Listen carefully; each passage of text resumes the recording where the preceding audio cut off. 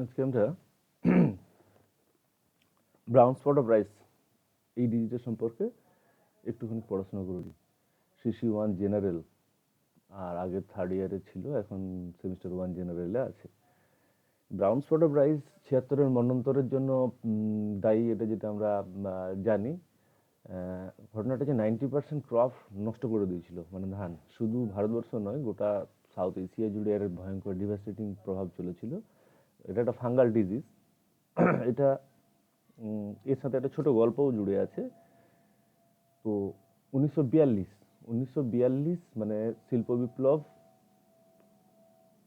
আর পরে কৃষি বিপ্লব আসছে, এরকম একটা টাইম, যে টাইমটাতে লোকের কাজ করা, লোকের জনসংখ্যা 42 মানে 45, 45-এর যুদ্ধ পরিস্থিতি শেষ হচ্ছে, আর 42-এর শিল্প বিপ্লবটা একটা চূড়ান্ত রূপে যাওয়ার পরে মার্কেট দখলের জন্য লড়াই চলছে, বিশ্বযুদ্ধ চলছে। 39 থেকে 45 তখন বিশ্বযুদ্ধ চলছে। তো এই টাইমটাতে কি হচ্ছে, সৈন্যদের জন্য, যারা কারখানার শ্রমিক তাদের জন্য, মানে প্রোডাকশনের সাথে জড়িত এবং বর্ডার যারা বা এমনি যুদ্ধ করার জন্য যারা জড়িত, তাদের জন্য খাবারকে এক্সট্রাভাবে স্টোরেজ করার খুব দরকার ছিল এবং হচ্ছিল। এবং ঔপনিবেশিক শাসন ব্যবস্থাতে যে যেখানে রাজত্ব করছে সেখান থেকে সম্পদ কালেক্ট করে নিয়ে এক জায়গায় করছিল। তো এই ফরম্যাটে, এই সময়টাতে এই রোগটা একটা মারাত্মক রূপ ধারণ করে, যেখানে গভর্নমেন্ট বা একটা স্টেবল সিস্টেম যখন চাষবাস এর উপরে নজর না দিয়ে চাষির উপরে বা লোকের উপরে জাস্ট প্রেসার করে যাচ্ছিল যে প্রোডাকশন চাই এবং এত পরিমাণ চাই, এই দামে, কম দাম বেশি দাম ইম্পর্টেন্ট নয়, ইম্পর্টেন্ট হচ্ছে পরিমাণটা এত পরিমাণ চাই। তো সেই জায়গাটাতে দাঁড়িয়ে যখন এরকম রোগের প্রাদুর্ভাব হয়, তখন কালোবাজারি যে যেখানেই উপনিবেশিক শাসন ব্যবস্থাতে থাকুক না কেন, ওখানকার দালাল গোষ্ঠী যারা থাকে, মানে যারা দেশের সম্পদ বাইরেকে বেচে দিয়ে পয়সা মুনাফাখোর যারা আছে, তাদের পোয়াবারও থাকে। যত ক্রাইসিস তৈরি হয়, আনস্টেবল গভর্নমেন্ট তৈরি হয়, তখন দালাল গোষ্ঠীর পোয়াবারও শুরু হয়। বিভিন্ন এখানকার জিনিস ওখানে দালালি করবে, এরা প্রোডাকশনের সাথে জড়িত থাকে না। তো সেই কালোবাজারির টাইমে বড় লোকেরা, সে কলকাতা হোক বোম্বে হোক, তো এরা কি করেছিল, সেই সময় যেটুকু ধান অলরেডি স্টোর ছিল সেটা ইংরেজদের হাতে তুলে দিয়েছিল। এবারে ক্রাইসিস খুব স্বাভাবিক ছিল। এবং এই ডিজিজটা আমরা একটুখানি দেখবো, একটুখানি যে এই ডিজিটাল রোগের প্রভাবটা কেমন, কিরম ভয়ঙ্কর রূপ নেয়। যাই হোক, তো সেই সময়ে অ্যাকচুয়াল আমার দেশে যা ধান তৈরি হয়েছিল বা আগে থেকে যেটুকু কম বেশি ছিল, তাতে হয়তো এই মন্বন্তরের সিচুয়েশন হতো না, যদি না আমার দেশের কালোবাজারির লোকেরা বুঝতে পেরে হোক, বুঝতে না পেরে হোক, অতিরিক্ত মুনাফার জন্য হোক, ম্যাক্সিমাম ক্রপ যা ছিল সৈন্যদের জন্য বস্তাবন্দি করে দেয়, কালোবাজারি করে গুদামের মধ্যে রাখে। তারপর তো নবান্ন নিশ্চয়ই অনেকে পড়েছো, বিজন ভট্টাচার্যের অ্যাকচুয়ালি কি হচ্ছিল সেই সময়, 76-এর মন্বন্তরের সিচুয়েশান, বেড়া, এইসব গল্পগুলো তো নিশ্চয়ই পড়েছো। তো এগুলোর মধ্যে খানিকটা আছে। ছড়ো 1922 এই লোকটাকে প্রথম ভারতবর্ষে ডিটেক্ট করা হয়। আচ্ছা, তার আগে বলে নিই, এই যে বইটা সামনে রাখা আছে, এটা সাঁতরা পাবলিকেশনের প্রারম্ভিক উদ্ভিদবিদ্যা ফার্স্ট পার্ট সেকেন্ড পার্ট দুটো পার্ট আছে, দুটো পার্ট কিনে নিতে হবে স্টুডেন্টদের। বাংলা ভার্সানে আছে, অনার্সের ছেলেদেরও এবং পাসের ছেলেদেরও, সবারই কিনে নেওয়া উচিত। অ্যাসেট এগুলো যথেষ্ট ভালো বই, আমি তো এখান থেকে খুব ফেভার করি। ঠিক আছে, তাহলে কি হলো, ধান। প্রথম হচ্ছে এই পরীক্ষাটার প্রশ্ন কিভাবে আসে, প্রশ্ন আসে যে কজল অর্গানিজম, মানে কে রোগটার জন্য দায়ী। 1 নাম্বার থাকে, 3 নাম্বার থাকে ডিজিজ সিমটম, মানে প্রিভিয়াস সিস্টেম অনুযায়ী বলছি, নতুন কি সিস্টেম আছে সেই অনুযায়ী হবে, 1-2 নাম্বারের হেডফেড হবে। তারপর কি থাকছে, যে ডিজিজ সিমটম কত, 3 নাম্বার। তারপর হচ্ছে ডিজিজ সাইকেল কত, 3 নাম্বার। আর কন্ট্রোল মেজার কত থাকছে, 3 নাম্বার। তার মানে 3, 3, 3, 9 আর 1-এ 10, এই হচ্ছে 10 নাম্বার। এবার এটারই হেরফের করে কখনো 12 আসে, কখনো 8 আসে। ঠিক আছে, দেখা যাক, সেটা নিয়ে ব্যাপার না, পুরো ব্যাপারটা জানা যাক। এই ডিজিজটার ওরাইজা স্যাটিভা হচ্ছে কে, ওরাইজা স্যাটিভা হচ্ছে হোস্ট, মানে হচ্ছে ধান গাছ। ওরাইজা স্যাটিভা শুধু নাম দেওয়া হয়েছে, এবং কোন ধরনের ধান সেটা ইম্পর্টেন্ট না, ম্যাক্সিমাম ধানই এর আক্রমণের শিকার হয়। Fungal disease. আচ্ছা, প্যাথোজেন কি, প্যাথোজেন এখানে লেখা আছে দেখো, ড্রাক্সলেরিয়া, ড্রাক্সলেরিয়া ওরাইজা। এর পূর্ববর্তী নাম হেলমিনথোস্পোরিয়াম ওরাইজা। হেলমিনথোস্পোরিয়াম ওরাইজা হিসাবেই গোটা দুনিয়া চেনে একে। ড্রাক্সলেরিয়া ওরাইজাকে পরবর্তীকালে ভাগ করা হয়েছে, মানে নাম দেওয়া হয়েছে। আচ্ছা, যেরকম নাম চেঞ্জ হয়, যেরকম ঠিক আছে, এটা ডিউট্রোমাইকোটিনার ফাঙ্গি। ডিউট্রোমাইকোটিনার ফাঙ্গি মানে ডিউট্রোমাইকোটিনার বৈশিষ্ট্য কি না, পারফেক্ট স্টেট অ্যাবসেন্ট। ম্যাস্টিগোমাইকোটিনার বৈশিষ্ট্য হচ্ছে মোটাইল সেল প্রেজেন্ট, আর মোটাইল সেল অ্যাবসেন্টের ভিতরে পড়ছে ডিউট্রোমাইকোটিনা, জাইগোমাইকোটিনা, এরা পরপর করে বাকিরা পড়ছে। এবার এদের থেকে এর ডিফারেন্স হচ্ছে মেন কি থাকছে না, অ্যাসকোমাইকোটিনা, জাইগোমাইকোটিনা, ব্যাসিডিওমাইকোটিনার ক্ষেত্রে এই তিনটের ক্ষেত্রে পারফেক্ট স্টেট প্রেজেন্ট, তাদের একটা যৌন জনন দশা আছে এবং সেটা একটা পার্টিকুলার স্টেট দেখায়, যেটা দেখে ওই ফাঙ্গিগুলোকে আইডেন্টিফাই করা যায়। কিন্তু ডিউট্রোমাইকোটিনার ক্ষেত্রে কি না, ডিউট্রোমাইকোটিনার ক্ষেত্রে অ্যাসেক্সুয়াল রিপ্রোডাকশন ঘটবে, মেনলি কনেডিয়ার ডেভেলপমেন্ট করে কাজ হবে, কিন্তু কোনো পারফেক্ট যৌন জনন দশা দেখাতে পারবে না। সেই জন্য এটা ফাঙ্গি অফ ইমপারফেক্টি, ডিউট্রোমাইকোটিনার ফাঙ্গিকে বলা হয়। ঠিক আছে, তাহলে ফাঙ্গি অফ ইমপারফেক্টি আরও যেটি জটিল কন্ডিশন, যখন এই ধরনের ফাঙ্গি হয় তখন তারা কিন্তু দ্রুত বংশ বিস্তার করে, কনেডিয়া ফর্ম করে, অ্যাসেক্সুয়াল রিপ্রোডাকশন কিন্তু খুব কুইক হয়, ভেজিটেটিভ প্রপাগেশনের মতো অ্যাসেক্সুয়াল রিপ্রোডাকশনও কুইক হয় রাদার দেন সেক্সুয়াল রিপ্রোডাকশন। এদের মডিফিকেশন কম হয়, কিন্তু তাহলেও কী হবে, রোগটা দ্রুত ছড়ায়। আক্রমণের একদিনের মধ্যে 20 ঘন্টা 24 ঘন্টার মধ্যে ডিজিজ সিমটম অ্যাপিয়ার করে যায়, যেটা খুব কম অন্যান্য এর ক্ষেত্রে কি বলে রোগের ক্ষেত্রে দেখা যায়। আর একটা ইন্টারেস্টিং ব্যাপার হচ্ছে এই 42-এর টাইমটা বলছিলাম, সেটা হচ্ছে ইউরিয়া ইউজ করে, মানে এখনো পর্যন্ত সবসময় ইউরিয়াকে দোষ দিই যে তাড়াতাড়ি প্রোডাকশন করার জন্য রোগ টেনে আনে, যেমন লেট ব্লাইট অফ পটাটো বা সামথিং কিছু। হাই নাইট্রোজেন ইউজ করার জন্য কি হচ্ছে, এনপিকে মেনটেন না করে হাই নাইট্রোজেন ইউজ করলে তাড়াতাড়ি গ্রোথ হবে গাছের ঠিকই, কিন্তু ডিজিজকে ঠেকাতে পারবে না, বরঞ্চ ডিজিজকে টেনে আনবে কাছে, ডিজিজের এগেনস্টে সাসেপ্টেবিলিটি দেখাবে, রেজিস্ট্যান্ট হবে না, এটা ইউরিয়াকে দোষ দিই। কিন্তু এই ক্ষেত্রে হেলমিনথোস্পোরিয়াম ওরাইজার অ্যাকশনের ক্ষেত্রে ইউরিয়ার কিন্তু উল্টো রোল।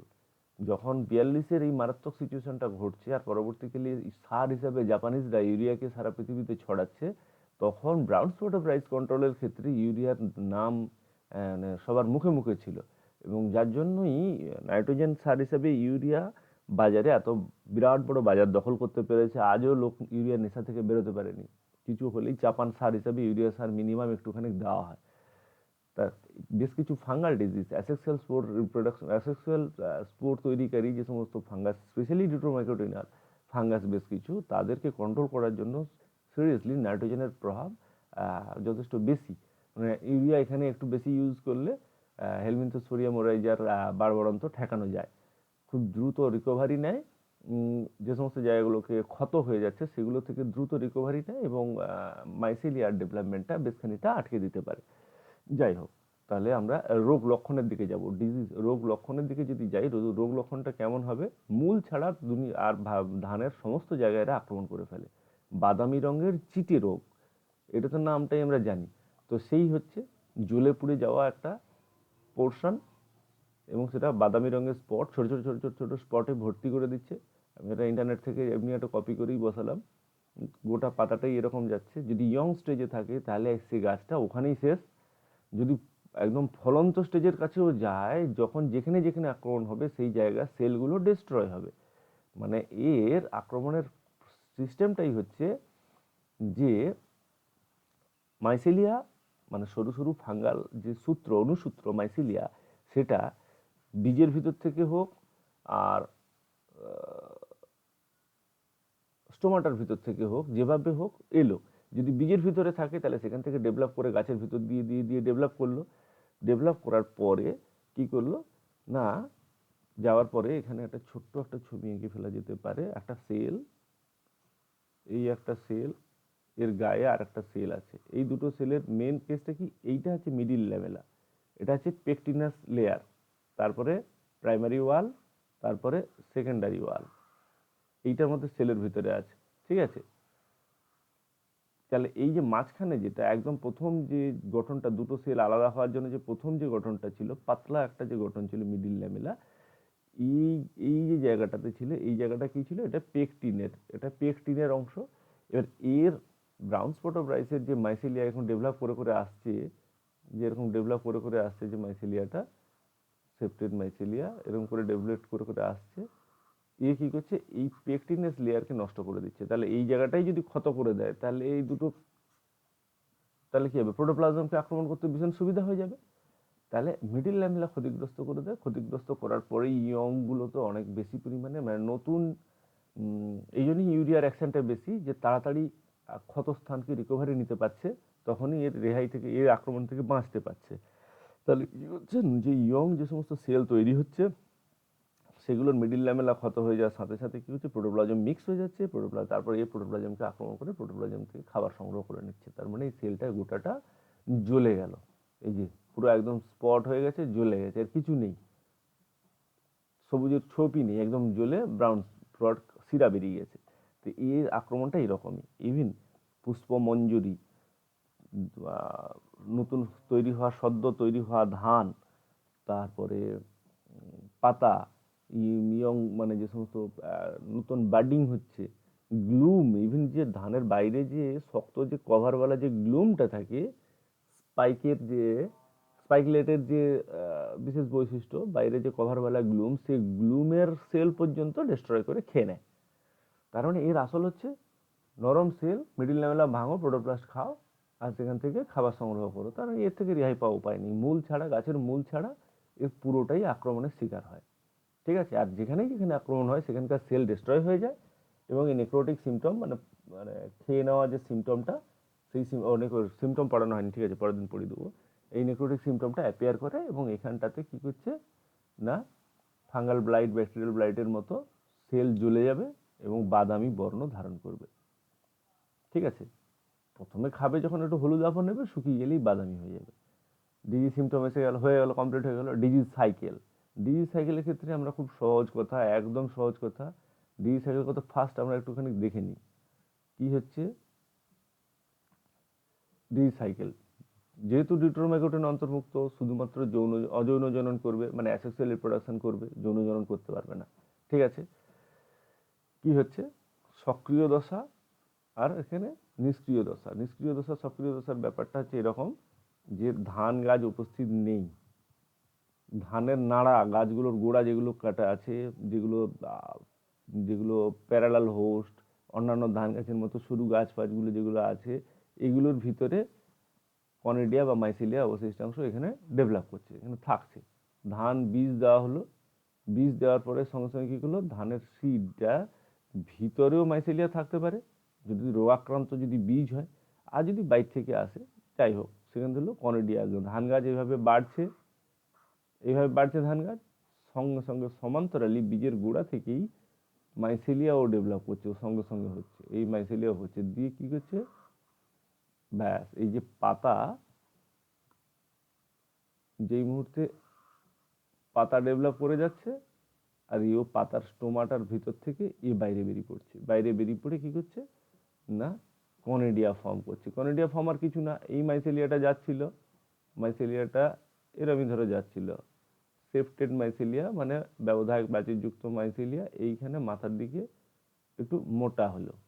এইবার কি হচ্ছে, এই ব্যবধানের ভিতরে এখানে এয়ার স্পেস ঢুকতে থাকলো এর নিচ থেকেই, তাহলে এখানে প্রেসার হয়ে বেলুন লাইক স্ট্রাকচার হতে থাকলো, এবং এর যে প্রোটোপ্লাজমটা ছোট ছোট করে বাবুল ফোর্সার মতো তৈরি হতে থাকলো। তার মানে এরপরে আরও একটু প্রেসার হলো, ব্যাস, তার মানে এটা মুছে দাও, দিয়ে ঘটনাটা দাঁড়িয়ে গেল, এটা একটা কনিডিয়া ফর্ম করে গেল, একটা বাঁকা টাইপের একটা সেল তৈরি হয়ে গেল একটুখানে, তার ভিতরে ব্যবধায়ক প্রাচীর যুক্ত হয়ে গেল, ব্যাস। এইবার এইগুলো ডিট্যাচ হবে, আর এইগুলোই এক একটা ইনফেকশিয়াস এজেন্ট হয়ে যাবে, এখান থেকে ছড়িয়ে যাবে এবং এখান থেকে ইনফেকশন তৈরি হবে। এরও একটা ছবি হাই রেজলিউশন থেকে নেওয়া ছিল, সেটা কোথায় গেল, হাই রেজলিউশন, ও বাবা, ওহো হো, ওটাকে সেট করা হয়নি, ওখান থেকে আমি ডাইরেক্ট নেটে দেখতে পাবো হাই রেজলিউশন। এই যা দেখা যাচ্ছে কনিডিয়া ফর্ম করছে, এই কনিডিয়া ফর্ম করছে, এইরকমই একটা, আশা করি দেখা যাচ্ছে। এই যে মাইসেলিয়া ডেভেলপ করছে, মাইসেলিয়া ডেভেলপ হতে হতে সেখানে একটা বেলুন লাইক স্ট্রাকচারটা ঠেলে বেরিয়ে চলে এলো, বেরিয়ে আসার পরে এখানে কনিডিয়া ফর্ম করলো, কনিডিয়া ফর্মে কনিডিও ফোর ফর্ম, মানে কনিডিয়ার ডাঁটাটা হচ্ছে কনিডিও ফোর, আর তার মাথার দিকে সেলগুলো থেকে এরকম ব্যবধায়িক প্রাচীর তৈরি হওয়ার সাথে সাথে কি করছে, সেখান থেকে আলাদা হয়ে যাচ্ছে, পরপর পরপর আল্লাহ হয়ে যাচ্ছে, আল্লাহ হয়ে গিয়ে এক একটা ইনফেকশনের জন্য দায়ী এজেন্ট হয়ে যাচ্ছে। ব্যাস, ট্রান্সপোর্ট অফ রাইসের এটা একটা পেপার আছে, এটাও চাইলে দেখতে পারো। এটা কোত্থেকে আছে? হ্যাঁ, গুয়ানা রাইস ডেভেলপমেন্ট বোর্ড, পারমা। বুঝে গেল? এই ইন্টারনেটে উপরের লিঙ্কটাকে দেখতে পেলেই হবে, একটু স্ট্যান্ড বাই করে দিয়ে যেটা লিঙ্ক আছে এই লিঙ্কটা দেখে এটা কপি মারলে, মানে ইন্টারনেটে মারলেই এটা বেরিয়ে চলে আসবে, মানে এন্ট্রি দিলে আর কি। হেলমিনথোস্পোরিয়া মোরাইজা সম্বন্ধে এখানে অল্প একটুখানি বলা আছে। আচ্ছা, ঠিক আছে, তাহলে আমরা পুরোনো জায়গাতে ফেরত যাই। পুরোনো জায়গাতে ফেরত যাওয়ার পরে আমরা এখানে কি দেখছি? হেলমিনথোস্পোরিয়া মানে তাহলে ডিজিজ সাইকেলটা কি হলো? ঘটনাটা কিচ্ছু না, রোগাক্রান্ত গাছ, সেখান থেকে অ্যাপ্রোসিডিয়াম গঠন হবে। অ্যাপ্রোসিডিয়াম গঠন হওয়ার পর পত্ররন্ধ্র বা ত্বকের মাধ্যমে, অ্যাপ্রোসিডিয়াম গঠনের মাঝখানে এখানে একটা কথা বলা আছে, একটা জিলেটিনাস, একটা মিউসিলেজিনাস একটা লেয়ার আছে যেটা অ্যাটাচমেন্টের জন্য খুব সুবিধা, এবং সেটা কি পত্ররন্ধ্রের ভিতর দিয়ে হোক বা যেভাবে হোক সেখান থেকে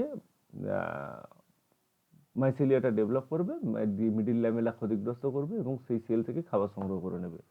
তারপরে কি হবে? ওখানে মাইসেলিয়া আরও ডেভেলপ করবে, মাইসেলিয়া ডেভেলপ করে পরপর আরও ডেভেলপ করতে হবে পত্ররন্ধ্রের বাইরে। এটা যখন পত্ররন্ধ্র দিয়ে যেরকম প্রবেশ করে সেরকম পত্ররন্ধ্র দিয়ে বাইরেও বেরোয়, কিংবা যে সেলটাকে ডিস্ট্রয় করে দিয়েছে, যে জায়গাটা খেয়ে ফেলেছে তার গায়েই মাইসেলিয়া কনেডিয়ার বিস্তার করবে, এবং কনেডিয়াগুলো ধরো এইখানটাতে সেখানে আক্রমণ করেছে, এখানে আক্রমণটা করেছে, এবার এইখানে এই সেলটা খেয়ে ফেলেছে, খেয়ে ফেলার পরে কিছু এইখানেই মাইসেলিয়া ডেভেলপ করে সেখানে কনেডিয়া তৈরি করেছে। ঠিক আছে, এর এইখান থেকে উড়ে চলে যাবে, একটা কনেডিয়া এরকম ছোট ছোট ছোট ছোট উড়ে গিয়ে পড়লো, তাহলে এইখানে পড়ে আবার এইখানে আবার ক্ষত তৈরি করে ফেললো, এইখানে ক্ষত তৈরি করে, তার মানে আলটিমেটলি পুরোটা একদম জ্বলে যাওয়ার কন্ডিশন। বাতাসে উড়বে কনেডিয়া, যেখানে পড়বে সেখানে আটকে যাবে, আটকে যাওয়ার পর অঙ্কুরোদ্গম করবে, অঙ্কুরোদ্গম করার পরে কী করে মাইসেলিয়া ডেভেলপ করবে, ডেভেলপ করার পরে ওখানকার সেল খেয়ে সেইখানে আবার কনেডিয়া তৈরি করবে, আবার একটা আক্রমণ করবে। তাহলে ধানের জমিতে যদি শুরু হয় তাহলে কন্ট্রোল না করতে পারলে ও অতি দ্রুত বংশবৃদ্ধি করে 24 ঘন্টার মধ্যে সিমটম অ্যাপিয়ার করবে, মানে 24 ঘন্টার মধ্যে বাদামি করে দেবে, তার মানে ওখানে সেল খেয়ে ফেলবে 24 ঘন্টার মধ্যে। 24 ঘন্টার মধ্যে সেল খেয়ে ফেললে তারপরে বাদামি করে দেওয়ার পরে আর 24 ঘন্টা, সেখান থেকে আবার নেক্সট আক্রমণ, ভয়ঙ্কর ব্যাপার। প্রাথমিক রোগ সংক্রমণ, গৌণ সংক্রমণ, কথাটা হচ্ছে কি, প্রাথমিক গৌণ রোগ সংক্রমণ মানে কিছুই না, মানে যে রোগটা যে বয়ে নিয়ে এসেছিল তার ডিজিজ সিমটম অ্যাপিয়ার হলো, সেটার নাম প্রাথমিক রোগ সংক্রমণ। তার থেকে যখন আবার একটি সুস্থ জায়গাতে ছড়িয়ে পড়লো সেটার নাম সেকেন্ডারি ইনফেকশন, মানে গৌণ সংক্রমণ। এবারে গৌণ সংক্রমণ ক্লিয়ার? ঠিক আছে। আচ্ছা, সমান্তরাল পোষক কারা? সমান্তরাল পোষকের কেউ না, ধান গাছের ভিতরে যত ধান টাইপের আগাছা আছে, মানে ধানের মতো পয়েসি গোত্রের বা গ্রামিনী গোত্রের আর যারা আছে, যারা ধানের মতো, এই জীবাণুটার ক্ষেত্রে, মানে এই হেলমিনথোস্পোরিয়া মোরাইজার ফাঙ্গিটার ক্ষেত্রে ধান এবং ওই ঘাসটা যদি সমানভাবে বিবেচিত হয় যে খাদ্য হিসেবে, তখন ইকোনমিক্যালি ইম্পর্টেন্ট যেটা, ধান ইকোনমিক্যালি ইম্পর্টেন্ট আমাদের কাছে, তাই আমরা বলবো যে ধানের গৌণ পোষক, সমান্তরাল পোষক হচ্ছে ওই ঘাসগুলো। যদি ওই ঘাসগুলো দামি হতো তাহলে আমরা বলতাম যে ওই গাছগুলোর সমান্তরাল পোষক হচ্ছে ধান গাছ। এই সহজ কথা, কোল্যাটারাল হোস্ট। ঠিক আছে, প্যারালাল হোস্ট, কোল্যাটারাল হোস্ট, এরকম থাকে ওগুলো। যেমন বারবেরি প্ল্যান্ট আছে এর, তার একটা রোগের একটা, ওটা অবশ্য অন্য কেস। বারবেরি প্ল্যান্টের কেসটা হচ্ছে রোগের পার্টিকুলার একটা পোর্শন ওই গাছের উপরে হয়, তারপর সেখান থেকে আসে। কোল্যাটারাল হোস্ট ওইটা ঠিক আছে। প্যারালাল হোস্ট হচ্ছে এইগুলো, প্যারালাল হোস্ট হচ্ছে পয়েসি গোত্রের অ্যানাদার ধান টাইপের যে গাছগুলো আছে তারা। ঠিক আছে, আচ্ছা, এটা ক্লিয়ার হয়ে গেল। এটা নিয়ে বেশি টানাটানি করার কোনো দরকারই নেই। এর সুপ্ত দশা কিছুই না, ধান গাছ উপস্থিত নেই, ফিরভি জীবাণুটা মাঠের মধ্যে আছে, ওটাই হচ্ছে সুপ্ত দশা। কিভাবে থাকছে? ধানেরই গাছ, অন্যান্য ধানের মানে যেগুলো গাছপালাগুলো পড়ে আছে, যেগুলো পুরো সেলটা তো জ্বলে গিয়ে খড় হয়ে যায়নি, সবুজ অংশ আছে, মানে এখানেও খাওয়ার জায়গা আছে। এবার ধান গাছের মতো দেখতে যেগুলো, সেগুলোও আছে। জল পড়লে নাড়া গাছগুলো সবুজ হয়ে ওঠে, সেগুলোও আছে। এগুলো সবের মধ্যে জীবাণুটা, মানে হেলমিনথোস্পোরিয়াম বেঁচে আছে। তাদের কনেডিয়াম মাইসিলিয়াম সেগুলো বেঁচে আছে। এটাই হচ্ছে সুপ্ত দশা বা নিষ্ক্রিয় দশা। যে মুহূর্তে আমাদের মানে ক্রপ মাঠে নেই, সেই অথচ বেঁচে আছে, সেটা নিষ্ক্রিয় দশা। এবার ক্রপ মাঠে চলে এলো, অমনি তার সক্রিয় দশা শুরু হয়ে গেল। ঠিক আছে, তাহলে রোগ চক্র ক্লিয়ার নিশ্চয়ই, একবার চোখ বুলালে এটা কমপ্লিট হয়ে যাবে। ঠিক আছে, এরপরে হচ্ছে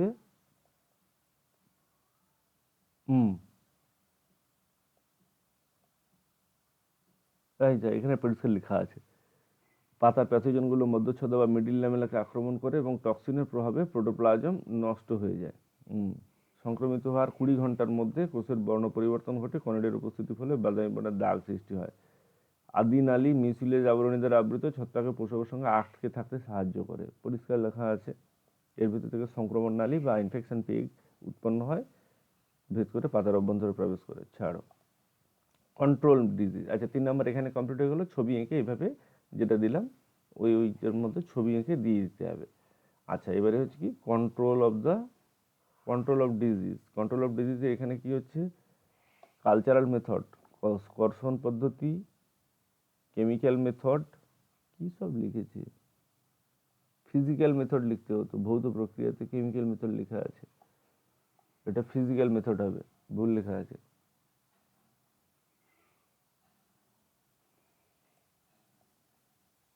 আর এটা হচ্ছে রাসায়নিক মেথড, কেমিক্যাল মেথড। ঠিক আছে, এই তিনটে। যখনই কোনো গাছের এরকম ডিজিজ কন্ট্রোলে যাওয়া হয়, তখনই সবার আগে ফিজিক্যাল কন্ট্রোল লিখবে। ফিজিক্যাল কন্ট্রোল লেখার টাইমে সবার আগে ফার্স্ট পয়েন্ট দেবে রোগাক্রান্ত জমিতে চাষের কাজের জন্য ব্যবহৃত যন্ত্রপাতি এবং লোকজন যতটা সম্ভব চেষ্টা করবে যে হিউম্যান কন্ট্যাক্ট থেকে রোগ যেন না ছড়ায়। তার জন্য কি হচ্ছে, যে পোর্শনে রোগ ছড়িয়েছে সেখান থেকে সুস্থ গাছ যেদিকে আছে সেদিকে কাজ বা যন্ত্রপাতিতে নিয়ে যাওয়ার সময় যেন সবসময় লক্ষ্য রাখা হয় যে কোনো ফাঙ্গাল, যেটা যে ডিজিজ, এটা যেরকম ধরো কনেডিয়া, যে তাহলে বলতে হবে ফাঙ্গাল কনেডিয়া বিয়ারিং, মানে বয়ে কেউ যেন না যায় একদিক থেকে ওদিকে। আর যদি এটা যদি অন্য কোনো হতো তাহলে সেটা জুস ফোরগুলো যেন কেউ না নিয়ে যায়, এইরকমভাবে লিখে দিতে হবে, ওটা একটা পয়েন্ট। তাহলে এটা একটা ফিজিক্যাল মেথডের একটা বড় পয়েন্ট। সেকেন্ড পয়েন্ট হচ্ছে যে জলসেচ। যেদিকে রোগাক্রান্ত হয়েছে সেদিক থেকে জল যেন ভালো গাছের দিকে জল না আসে, তাহলে জলসেচটা উল্টো দিক থেকে, ইরিগেশন সিস্টেমটাকে উল্টো দিক থেকে করে দিতে হবে। ভালো গাছের দিকে, রোগাক্রান্ত গাছের দিকে জল যাচ্ছে, দিলে কি হলো, যে জলে ভেসে ভেসে জীবাণু বা কনেডিয়া বা জিউস্পোর যে যে রোগের জন্য যেটা দায়ী সেটা আসতে পারবে না, এটা বলা। 3 নম্বর হচ্ছে কি না, 3 নম্বর হচ্ছে এনপিকে মেনটেন করা। এই ক্ষেত্রে কি হচ্ছে, এক্ষেত্রে নাইট্রোজেনের একটু বেশি ব্যবহার করলে সুফল পাওয়া যায়, অন্যান্য ক্ষেত্রে নাইট্রোজেনের ব্যবহারটা কমিয়ে ফেলার কথা বলা হয়। পটাশিয়ামকে সবসময়ের জন্য গুরুত্ব দেওয়া হয়। পটাশিয়াম মানে ছাই, পটাশিয়াম মানে ছাই না, মানে পটাশিয়ামের ন্যাচারাল সোর্স হচ্ছে আমাদের ছাই ইউজ করা। তো সেটা আমরা লিখে ফেলবো, ধানের জমিতে ছাই, গোবর সারের সঙ্গে ছাইয়ের পরিমাণ বাড়িয়ে দিতে হবে যদি আমরা ন্যাচারাল কন্ট্রোল হিসাবে যাই। আর তা নাহলে লিখবো যে এনপিকে এর পটাশিয়ামের পরিমাণটাকে একটু বাড়িয়ে ফেলা। আচ্ছা, তারপরে কি হচ্ছে, সমান্তরাল পোষক নির্মূল করা, আগাছা পরিষ্কার করা, জমিকে পরিষ্কার রাখা, ধান উঠে যাওয়ার পরে গোড়ার নাড়া টাড়া সব পুড়িয়ে ফেলা বা অন্য কোনোভাবে ক্লিয়ার করা বা একদম পচিয়ে ফেলা, তারপর রোদে শুকানো, হয়ে গেল। এইগুলো একটা পদ্ধতি।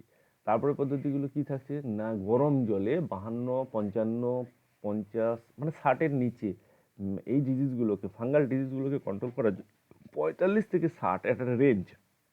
45 ডিগ্রি টেম্পারেচারে রিসেপ থাকলে 8-10 ঘন্টা, 6 ঘন্টা, 4 ঘন্টা এর মধ্যে সীমাবদ্ধ হয়। আর যদি 50-52 ঘন্টা, 55 ঘন্টা হয় তাহলে আধ ঘন্টার নিচে 10 মিনিট, 15 মিনিট, 20 মিনিট এর মধ্যে রাখলে বীজগুলো জীবাণুমুক্ত হয়। এর কমন ফরম্যাট, স্বাভাবিক, মানে জাস্ট আইডিয়া। এগুলো বইতে লেখা আছে, এই বইতে লিখেছে, অন্য বই অন্য কিছু লিখতেও পারে, ঘাড়ানো কিছু নেই। ঠিক আছে, তাহলে ওটা গেল। তারপরে কি আছে, তারপরে হচ্ছে কি গবেষণাগার, যেগুলো অবশ্যই central board, CRRI, central rice research institution, সেখান থেকে অঙ্কুরোদ্গম, মানে এই একটা গবেষণাগারের একটা তথ্য অল্প হলেও একটু দিতে হয়। সেটা এখানে দেওয়া আছে যে এটা হচ্ছে শীতল জলে বীজের অঙ্কুরোদ্গম ঘটালে রোগের তীব্রতা কমে যায়। ভালো একটা ইনফরমেশন দেওয়া আছে, এটাও লেখা যাবে, শীতল জলে বীজের অঙ্কুরোদ্গম ঘটালে তীব্রতা কমে যায়। আচ্ছা, ঠিক আছে। আচ্ছা, রাসায়নিক পদ্ধতিতে মাথায় রাখতে হবে 2-3টে জিনিস আমাদের হাতের কাছে সবসময় জন্য আছে। সেটা কি আছে না, বোরাক্স মিক্সচার। এখানে হচ্ছে 5-5-50, কপার সালফেট, চুন আর জল, 5-5-50। এই হিসাবে বোরাক্স মিক্সচার স্প্রে করলে কাজ হবে। ডাইথেন G78 ফাঙ্গাল এগেনস্টে ডাইথেনের একটা বিরাট বড় অ্যাকশন আছে, তা ডাইথেন Z78 ইউজ করা যাবে। ঠিক আছে, কত 0.2%, মাথায় রাখতে এটা কিন্তু লিখে দিতে হবে। তারপর ব্লিটেক্স আছে 0.3%। যাই হোক, copper sulphate, calcium hypochlorite, mercury chloride লঘু দ্রবণে, লঘু দ্রবণ মানে হচ্ছে কি ওই ওরকম 0.05, 0.5 থেকে 0.05%-এর ভিতরে কপার সালফেট বা এই ক্যালসিয়াম হাইপোক্লোরাইড বা মার্কুরি ক্লোরাইডের দ্রবণে মানে ডুবানো হয়, ডুবিয়েই তুলে নেওয়া হয়। তার গায়ে যেটুকু লেগে গেল তাতেই ফাঙ্গাস ক্লিয়ার হয়ে যায়। এবারে হচ্ছে কি সিস্টেমিক ফাঙ্গিসাইডস বেশ কিছু, যেমন সেরসান, অ্যাগ্রোসান, এগুলো যারা আছে তাদের গায়ে, কৌটার গায়েই লেখা আছে কতটা পরিমাণ দিতে হবে, ওই 2 থেকে 2.5%-এর মতো এখানে পরিষ্কার লেখা আছে। তারা কি ছত্রাকনাশকের সাথে মিশিয়ে রাখলে কি হবে, রোগসমূহ রক্ষা পাওয়া যায়। এটা পরিষ্কার রাসায়নিক পদ্ধতিগুলোর মধ্যেই বলা থাকলো। এই তো হচ্ছে ব্যাপার, একদম মানে জাস্ট একবার চোখ বুলালে এই ডিজিজটা পড়া হয়ে গেল। Brown spot of rice, helminthosporium মোরাইয়া। ঠিক আছে, আজকের মতো এখানেই, আমি অন্য কাজে যাই। Stop recording.